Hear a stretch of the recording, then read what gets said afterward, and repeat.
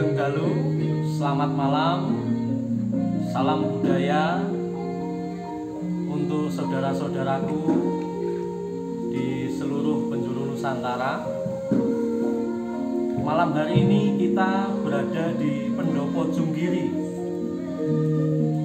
untuk membahas pernak-pernik tentang kebudayaan, sebab di Indonesia, terutama di Jawa, banyak sekali peninggalan-peninggalan karya budaya yang masih lestari dan harus selalu dilestarikan untuk generasi sekarang dan masa-masa mendatang. Dan malam hari ini saya bersama Bapak Satmoko SS. Di malam yang berbahagia ini kita akan sedikit mengupas tentang perihal pusaka asli Nusantara, yaitu tentang keris. Bahasan-bahasan apa saja, lalu keris selalu lekat dengan kontroversi tentang stigma-stigma baik negatif ataupun tentang nilai-nilai yang terkandung di dalam karya budaya yaitu keris itu. Nanti kita akan bahas secara mendetail. Tetap stay di channel Sanggar Junggiri untuk pembahasan lebih lanjut. Sugeng Dalu Pak Satmoko. Sugeng Dalu. Selamat malam Mas Nung. Kados pundi kabaripun? Alhamdulillah sehat. Yang penting jangan lupa untuk selalu jaga kesehatan, Ya. jaga pola hidup bersih sehat, dan selalu jaga jarak. Oke, membahas bahasan pada malam hari ini sambil ini diiringi oleh teman-teman seniman muda Kartasura. Bersama kita sudah hadir Bapak Satmoko. Beliau adalah seorang pengusaha, praktisi di bidang pendidikan dan juga pengasuh di Sanggar Junggiri. Selain itu beliau juga kolektor benda-benda seni, antara lain ada wayang kulit, gamelan, dan juga beberapa bilah keris koleksi beliau. Dan hari ini kita akan angkat tentang keris. Pak Satmoko, sejak tahun 2005 keris sudah diakui sebagai UNESCO sebagai warisan dunia non-bendawi. Artinya UNESCO mengakui keris ini bukan hanya dari segi fisiknya. Nah, pertanyaan kami, karena saya sendiri masih awam tentang keris ini, apa keistimewaan dari pusaka Nusantara, terutama keris ini, sehingga diakui UNESCO sebagai warisan dunia non-bendawi? Lalu dilihat dari dapur atau bentuknya atau jenisnya, ada berapa jenis keris? Lalu keris ini kan dikoleksi oleh banyak kolektor sehingga mempunyai nilai harga yang relatif bervariasi atau bisa dibilang tinggi. Kita akan tanya lebih detail. Yang pertama tentang apa sih keistimewaan dari pusaka keris ini sehingga UNESCO mau menghargai keris sebagai warisan dunia non-bendawi. Semoga. Terima kasih Mas Gunung. Berbicara mengenai keris atau dalam bahasa Jawa duwung, ini tidak mustahil apabila UNESCO itu memberikan penghargaan sebagai salah satu masterpiece of heritage. Ini karena dari sisi teknologi bangsa kita, terutama di Indonesia ini, karena keris tidak hanya di Jawa ya. Oh ya, Di luar Jawa seperti Kalimantan, Sumatera, Bali, semuanya ada produk keris. Dan keris itu salah satu metalurgi yang luar biasa yang tidak dimiliki oleh bangsa lain. Dan itu kita patut bangga sebagai bangsa yang agung. Kenapa? Merupakan satu tolak ukur peradaban sebuah bangsa itu dari sisi budayanya. betul. Nah, budaya keris ini saya ambilkan contoh salah satunya. Saya pegang ini keris, saya unus atau saya cabut dari rongkonya. Dari sisi fisik bilah keris ini, dari sisi pembuatannya itu suatu teknologi yang luar biasa. Karena peleburan keris ini membutuhkan 1 derajat Celcius yang sangat tinggi.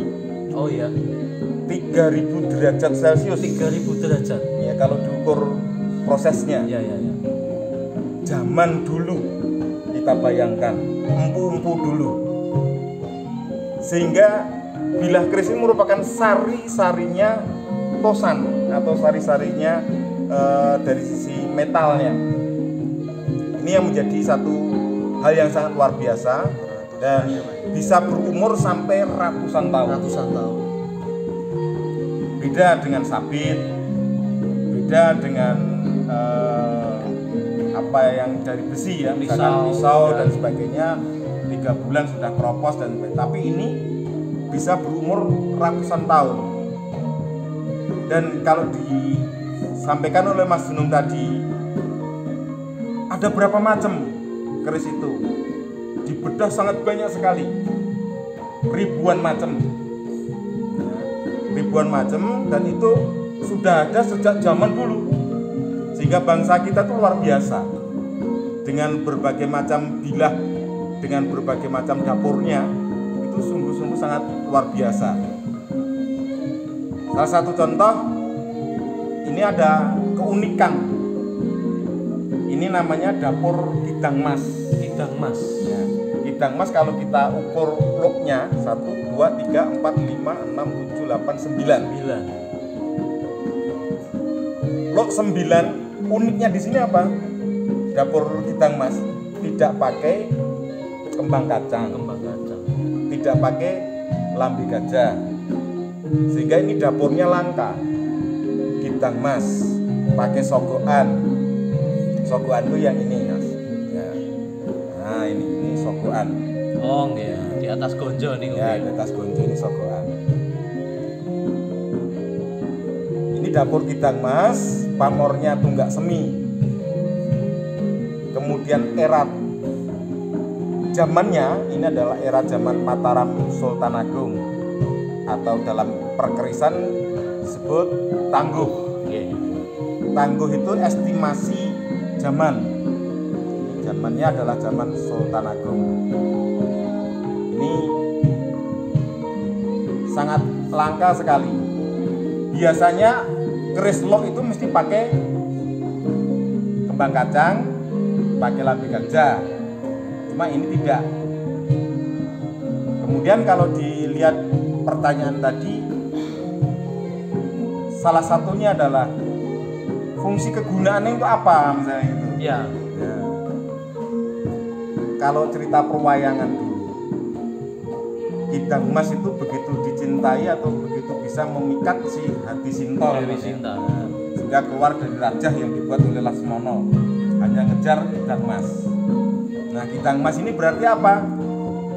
Manfaatnya ini adalah sebuah pemikat. Kalau di dalam bahasa perkerisan dinamakan keris pernes. Jadi pemanis, memakai ini bisa menambah daya pikat misalnya gitu. Tetapi ini bukan kita melihatnya dari unsur doyolinuwehnya gitu, udah. Cuma semua itu adalah alam simbol, Mas. Keris itu semua ada simbolnya. Hingga ini menjadi salah satu contoh bahwa bangsa kita tuh sangat luar biasa di dalam teknologi metal. Ini mengalahkan bangsa-bangsa yang lain. Ini sangat menarik Pak Satmoko. Kalau teman-teman ingat satu kata tentang keris, tentunya pasti ingat sebuah cerita tentang di zaman Ken Arok ada seorang empu yang sangat mahir membuat keris, yaitu Empu Gandring. Bayangkan di zaman Singasari kita sudah menemukan teknologi metalurgi, pengolahan logam yang seperti ini, begitu hampir sangat sempurna di masa itu. Artinya ini menarik untuk kita tahu. Dan satu hal yang menarik dari apa yang Pak Satmoko katakan tadi, kalau saya sebagai orang awam atau teman-teman lihat keris ya keris, dan ternyata ada spesifikasi khusus dari dapur bentuknya, Ya. dari pamor itu hasil tempaan yang menghasilkan sebuah gambar tertentu di bilahnya, lalu dari jumlah loknya ternyata ada fungsi-fungsi tersendiri, Ada makna-maknanya. makna-makna tersendiri, dan itu fungsi itu artinya sebuah simbol ya, Ya. sebuah makna ya. Menarik sekali. Jadi yang memberikan kekuatan di dalam keris ini dari arti simbol itu sendiri. Ya, kadang kita terpleset dengan istilah keris mempunyai daya linwe. Nah itu Sebetulnya sama semua, sedangkan objek-objek barang itu sama. Cuma hal yang membedakan di sini ada terkandung beberapa simbol. Misalkan saya ngunus keris bidang mas dengan pamor tunggak semi. nggih. Jenengan mesti perso atau tahu arti tunggak semi. Gitu. Iya. Tunggak semi itu tetap akan terus berkembang. Berbuah. Meskipun itu menjadi tunggak tetapi bisa berubus hidup lagi. Nah, itu adalah satu simbol doa yang ada di dalam pamor ini. Artinya simbol itu adalah doa yang kita kita resapi. Semoga dengan melihat pamor tunggak semi ini, anak turun saya bisa mendem jero mikul dhuwur dengan orang tuanya. Cita-cita apa yang dicita-citakan Nah, orang seperti tua. itu. Begitu. Sedulur-sedulur budaya. Jadi terkadang yang mau saya tanyakan ke Pak Satmoko terlebih bahwa ketika kita melihat atau mendengar tentang keris, seringkali yang terbawa pikiran kita adalah stigma negatifnya bahwa ini adalah sesuatu yang musyrik, mohon maaf kata syirik. Lalu bagaimana kita menyikapinya? Padahal ada makna-makna yang jika kita resapi itu menjadi sebuah doa, sebuah harapan begitu loh. Bukan tentang benda ini mempunyai kekuatan. Nah, itu bagaimana? Begini Mas, saya jelaskan lebih lanjut. Kenapa ini kita harus menghilangkan stigma negatif yang dibilang keris itu musyrik. Ya. Yang dibilang musyrik itu adalah apabila kita mendewakan sebuah benda. Misalkan keris ini mempunyai kekuatan yang begini. Atau mudahnya orang ngomong, Segoro Asat Gunung Jugruk Sekti. Sekti Mandraguna. Sebetulnya ini adalah satu metode yang mudah dicerna, seperti halnya orang berdoa, Mas. Keris ini adalah simbol dari doa kita. Kekuatan kita itu adalah dari doa. Betul. Bukan dari bendanya ini. Ya. Seperti halnya kita membaca doa selamat atau doa sapu jagat. Contohnya Rabbana atina fid dunya hasanah wa fil akhirati hasanah wa qina adzabannar. Dari kata doa itu, kalimat doa itu apabila tidak mempunyai maknanya, tidak mengerti maknanya, kan juga tidak bisa meresap sanubari. Nah, ini adalah salah satu contoh bahwa saya pegang keris bidang mas dengan pamor tunggak semi. Ini mempunyai satu kemauan bagi yang punya keris. Dengan melihat pamor ini, alam bawah sadar kita mempunyai kekuatan yang menggerakkan doa kita. Supaya apa? Anak turun saya itu bisa mikul dhuwur mendem jero. Artinya bisa melanjutkan cita-cita orang tuanya. Itu seperti itu. Sehingga seperti alam orang bermeditasi atau kontemplasi, semua itu digerakkan oleh bawah sadar kita. Itu yang akan menimbulkan kekuatan, bukan karena kerisnya. Kalau kerisnya sama ceknya. Seperti itu, Mas. Betul. Jadi simbol-simbol atau makna-makna itu yang akan memotivasi diri kita sendiri, sehingga itu menjadi sebuah kekuatan. Lalu kalau boleh tahu Pak Satmoko sendiri, koleksi kerisnya ini ada berapa ini? Kalau koleksi keris ada beberapa, tapi bukan kolektor besar ya, artinya ya kecil-kecilan.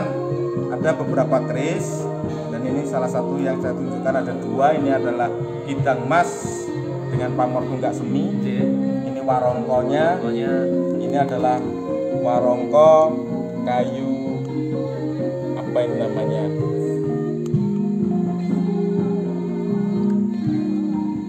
Kayu nomor Timoho. Sampai lupa saya mas. Kayu Timoho, dan ini kendit. Kendit artinya ada semacam Garis sabuk putar. ya, jadi garis. Dan uniknya kendit ini kendit ngerantai mas. Maksudnya ngerantai bagaimana, Kendit Pak? ngerantai itu, nah ini seratnya kayu itu berdiri, tapi kenditnya melintang. Itu kendit rantai. Yang umumnya kendit yang biasa ditemui itu adalah serat kayunya melintang. Kenditnya melintang. Cuma ini ngerantai, sehingga berbeda antara kendit yang melintang dengan yang ngerantai. Dan ini yang unik. Saya bukan mengatakan yang istimewa, tapi unik. Karena kalau kita lihat kenditnya ini seperti rantai, merantai-rantai gini. Ternyata untuk warongko atau wadah dari keris itu pun juga tidak sembarang kayu, sobat budaya. Jadi ada satu jenis kayu yang disebut oleh Pak Satmoko tadi, kayu timo. Mungkin ada jenis kayu-kayu lain yang bisa. Banyak gimbal jati bisa, cendono bisa, kayu cemoro bisa. Cuma timoho ini sangat bagus untuk keris karena apa? Tidak memuai. Tidak memuai. Ya, sehingga tidak merusak keris. Lanjut. Untuk handle-nya atau ukir ya. Ya, ukirannya ini kayu. Itu juga dari kayu timo. Kemudian pendoknya ini perak lamen yang tidak bisa ditemuin sekarang produknya. Cuma ini saya dus dengan emas 24 karat. Jadi bukan hanya bilahnya saja, tetapi orang Jawa menghargai sebuah keris dengan memberi wadah yang terbaik, bukan dari sembarang kayu, bukan dari sembarang logam, tetapi ada ornamen-ornamen dari pendoknya pun diukir dengan sedemikian rupa sehingga itu menjadi sebuah keindahan tersendiri. Lalu ada jenis keris yang lain, kalau kita lihat dari bentuknya juga berbeda dengan yang tadi. Ya, wadahnya. Ini namanya warongko ladrang. Kalau ini warongko gayam. Ini Solo semua, bukan Ngayogjo. Ya, karena Ngayogjo punya tipe sendiri. Nah, itu ya. yang sering kali kita semua juga salah. Ya, setahu kita kan kalau ladrang ini dari Solo, lalu gayaman dari Ngayogjo. Nah. Tapi ternyata Ngayogjo juga punya tipikal ladrang dan gayaman. Ada semua. Dan ini menarik. Akan saya ceritakan keris ini dengan sejarah. Oh begitu. Karena keris itu tidak luput dari sejarah. Seperti hanya karya sastra, seperti hanya bentuk budaya yang lain, itu mencerminkan sebuah budaya. Kalau ini tadi adalah era Sultan Agung, era Sultan Agung itu adalah era keemasan kerajaan, sehingga kerisnya itu pernes, manis-manis bentuknya. Kita lihat, nah ini manis, ya. Pernes itu era-era Sultan Agung. Lain lagi dengan era-era Senopaten. Era Senopaten itu era perang, sehingga di situ kerisnya juga beda lagi. Saya sambilkan contoh ini keris warongko ladrang, kayunya timo. Ini saya anggap peletnya Mego Mendung. Pelet sebelah mana Pak? Pelet itu ya badiannya. Oh, badian kayu ya. Badian kayu. Mego Mendung. Handle-nya ini kayu kemuning bang.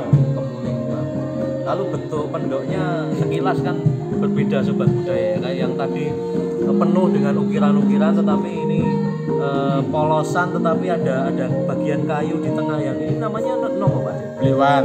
Ya, namanya belewang. Jadi tidak bunton. Kalau ini bunton ya. Ini bunton ya. Bunton. Menutup semua kayunya. Nah. Kalau belewang ada bagian tengah yang disisakan memanjang. Betul. Kita unus ya Mas ya. Nah sebentar Pak De. Ya. Untuk seni mengunusnya sendiri ternyata berbeda sobat budaya. kalau kita cabut pedang kan begini atau pisau kan begini, tapi keris ada bagian warongko yang di balik itu. Ya. Apakah ada filsafat atau falsafahnya begitu? Cuma etika saja, tata coro. Artinya keris itu yang dicabut adalah begini. Yang digerakkan warongkonya, bukan bilahnya. Ini dapurnya Sinom Robyong. Sinom Robyong ini rinciannya pakai bang kacang. Di sini ada seraweane. Di belakang juga di bagian gonjo ini juga ada seraweane. Pamornya ini pedaringan kebak. Ini keris lurus. Dan ini yang spesial, yang sangat spesial yang mencerminkan sejarah itu pada bawang sebunggulnya ini. Bawang sebunggul ini namanya bawang sebunggul. Mungkin bisa ditunjukkan dari depan. Ini bawang sebunggul. Kenapa menarik Pak di situ? Karena umumnya sogokan ini tidak seperti bawang. Biasanya hanya lurus dari bawah. Ya, dari bawah. Nah, ini mencerminkan atau menggambarkan apa? Tangguh. Oh, tangguh. Tangguh keris ini adalah di era Mangkubumen. Oh, di era Mangkubumen. Kalau kita lihat sejarah era Mangkubumen itu munculnya sehingga keris ini ada dua warna yang menjadi satu. Gak apa-apa Mas. Ada dua warna yang menjadi satu karena ini menggambarkan satu perpecahan kerajaan. Kartasura menjadi Yogyakarta dan Surakarta. Kita ingat Pangeran Mangkubumi itu adalah Hamengkubuwono pertama. Sehingga Tangguh Mangkubumen ini munculnya di era Hamengkubuwono pertama. Di sini ada perpaduan, ada gaya Jogjanya, ada gaya Solonya. Oh, begitu. Sehingga kalau gaya Solonya ini ada bangke aneh. Nah, ini bangke aneh ini seperti daun daun singkong di sini deh. Nah, ini bangkek namanya. Ini adalah Solo. Tapi bawahnya ini udah Jogja. Mau ke Gonjo Serawean ini udah gaya Jogja. Ini gaya Solo. Sehingga ini adalah perpaduan. Eranya ini adalah sejaman dengan era Kartasura akhir. Nah, ini uniknya di situ dan ini bisa menggambarkan sebuah sejarah. Bangsa kita bisa didokumentasi dari karya budayanya. Betul. Itu yang sangat luar biasa Mas Juno. Ini yang seringkali terlewat dari pandangan kita sebenarnya. Ya. Jadi selain relief, selain manuskrip, ternyata keris juga merupakan sebuah warisan sejarah yang bisa menggambarkan keadaan secara kultural di waktu itu, di mana keris itu dibuat seperti yang ditunjukkan ini tadi di era B1 atau Kartasura akhir, bisa menggambarkan keadaan sosial budaya di kala itu. Sehingga seperti karya sastra misalkan Serat Centini, atau kita berbicara di karya sastra internasional aja, misalkan ada Kandida, drama Kandida, itu memunculkan gambaran sosial masyarakat waktu itu.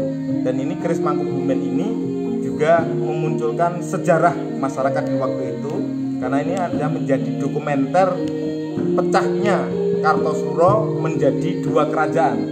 Mataram menjadi dua kerajaan, yaitu kerajaan Yogyakarta dan kerajaan Surakarta.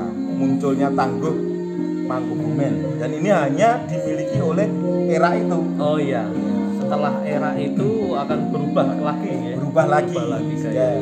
Ini adalah ada kemiripan antara Solo Jogja, perpaduan antara Solo Jogja. Karena Pangeran Mangkubumi setelah menjadi raja kan menjadi Hamengkubuwono pertama. Ini uniknya keris di situ.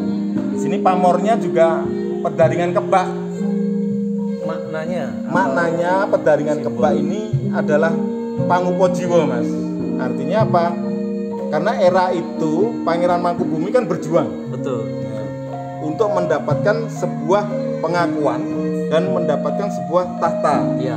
Sehingga di sini Mangkubumi atau keris Mangkubumen ini pamornya dibikin pamor beras penjaringan kebak, sehingga tidak akan asat rezekine seperti itu. Ini simbol kekuatan, bukan pegang keris ini terus saya kaya akan beras. Nah, gitu. Tidak. Kalau itu lain itu. Lain. Ya kalau kita seperti ini yang berbicara sudah unsur ceritanya. Betul. Begitu sobat budaya. Jadi keris adalah simbol maknawi. Jadi walaupun kita punya keris yang berpamor penjaringan kebak, kalau leha-leha tidak bekerja ya sama saja begitu. Ya unsur doanya di situ. Ini kita mungkin tidak akan membicarakan tentang nilai dalam hal rupiah sih, tapi untuk membedakan sebuah keris yang bernilai tinggi atau tidak itu kita lihat dari mana. Kadang-kadang kan kita sebagai orang awam kan tidak tahu, taunya kalau pun ini bagus mahal, ternyata itu tidak bernilai begitu. Monggo Mas. Pakem untuk memberikan nilai sebuah keris itu adalah sepuh, utuh, tangguh. Sepuh, utuh, tangguh. Ya. Sepuh, utuh, tangguh. Misalkan saya koleksi keris, ini kok Mangkubumen, Tangguh Mangkubumen saya koleksi karena di sini ada hal yang unik yang saya bisa tahu ceritanya. Itu dari sisi tangguhnya. Kemudian dari sisi utuhnya, keris ini tidak ada cirinya, Mas. Tidak ada cacat ya. Tidak ada cacat meskipun usianya ratusan tahun. Dan ini Bayangkan, masih teman-teman. masih ini utuh. ratusan tahun tetapi kondisinya masih seperti ini. Luar Masih biasa. utuh dan terawat dengan baik. Dan ini kalau bukan metalurgi yang tinggi sudah keropos. Tidak akan bertahan. Tidak akan bertahan. Betul. Ini yang harus kita apresiasi di situ, yang membedakan dengan karya bangsa yang lain. Kemudian mengenai nilai, kalau dinilai rupiah, pusaka itu seperti cinta. Ya, angel lah. Seperti Susah. cinta. Ya. Kalau sudah ngomong tentang cinta ini dalam. Karena larang jinalo murah, saya salah. Larang tinuku murah jinalo. Jinalo.